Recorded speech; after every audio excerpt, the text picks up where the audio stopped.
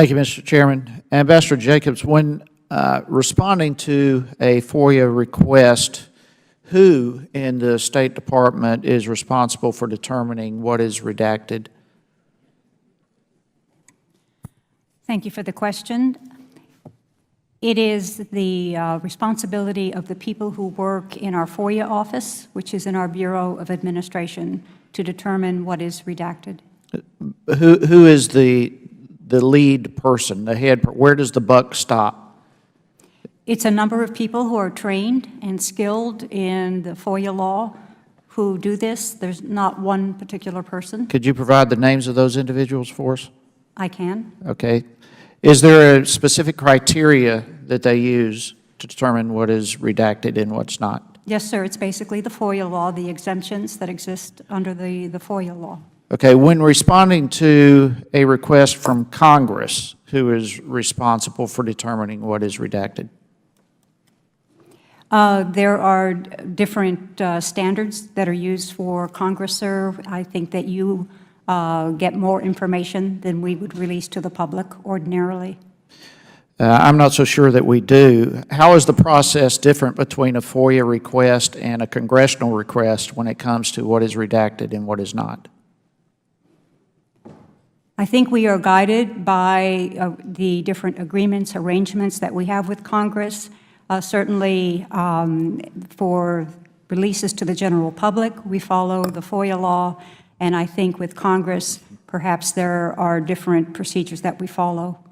Do you know what those different procedures are? That's my question. I'm not exactly sure of all of them. I'd have to get back to you, sir. Would you get back with me and clarify that issue? I will do that. You have been really in charge of your role as transparency coordinator in the State Department.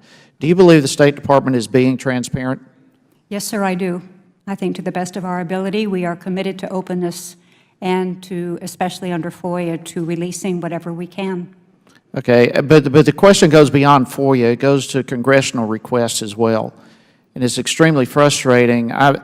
Just for example, I know it's with the FBI, but they just released a 58-page summary to the public, publicly released the other day. I was scanning through it. In fact, I have a copy of it right here.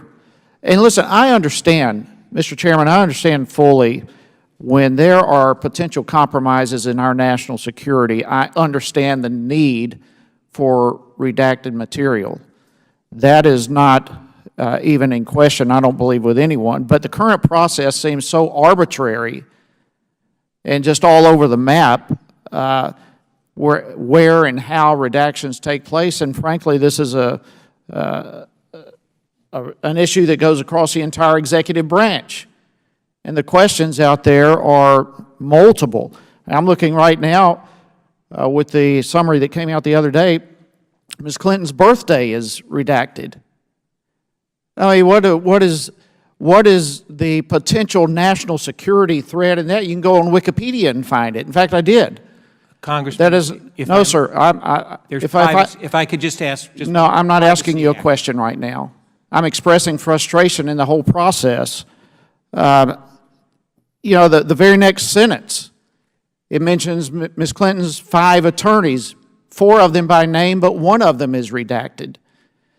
We seem to be all over the map, and quite frankly, the end result appearance, at least, and I'm not making an accusation, but the absolute appearance is that obstruction is involved many times when it comes to what is redacted and what is not. And how in the world can we do our job of oversight when we're not given the requested information that we need to do our job?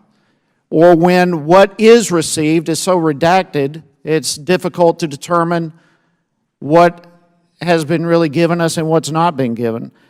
So, Mr. Chairman, I think any reasonable person would frequently look at the material, whether it's through a FOIA request or a congressional request, and have great concerns that information that is needed for whatever requested purpose is not being provided accurately. And this, Ambassador Jacobs, raises a question as to transparency at State as well as other departments. And so, Mr. Chairman, I would just, I hope that we can not only get the material that we've requested, all of it, but I hope also that transparency can occur. It is America that's suffering when we're not allowed to do the job that we've been tasked to do here in Oversight. And with that, Mr. Chairman, I yield back. Before he yields, if the gentleman yield to me. Yes, sir. Ambassador Jacobs,